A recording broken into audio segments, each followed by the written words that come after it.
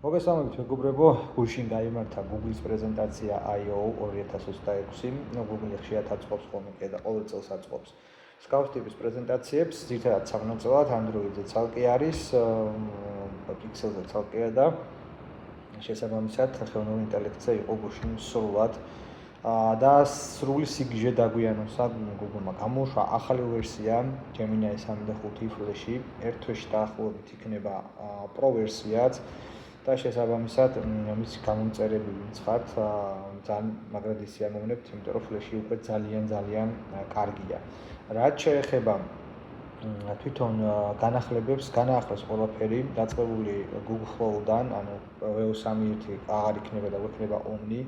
და ამათ ეს Ask YouTube, ანუ YouTube-ში searching-ის სისტემა ხელოვნური ინტელექტით მთლიანად შეცვალეს Google Searching-ით და გადავიდა და გახდა ხელოვნური ინტელექტის ანუ ხელოვნური ინტელექტის ძიება გახდა.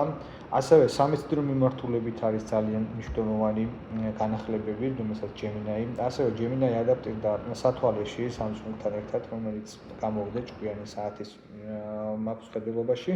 და მოკლედ, სანამ დეტალურად განვიხილავთ და დეტალურად განვიხილავ აუცილებლად ამ ჩემს ვიდეოებში, კონკრეტულად თუ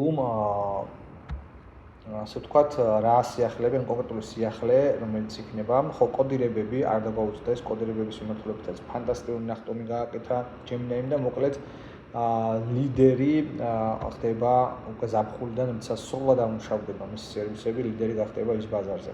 არხი გამოიწერეთ, რომ არ გამოგჭერთ საინტერესო ვიდეოები, დეტალურად განვიხილავ აუცილებლად ყველა იმ ფუნქციას, რომელიც არის განახლებული, თუ რა სიახლეებია და აუცილებლად გამოიწერეთ არხი, იმიტომ რომ მხოლოდ აქ დაიდება ქართულად ძალიან საინტერესო ვიდეოები.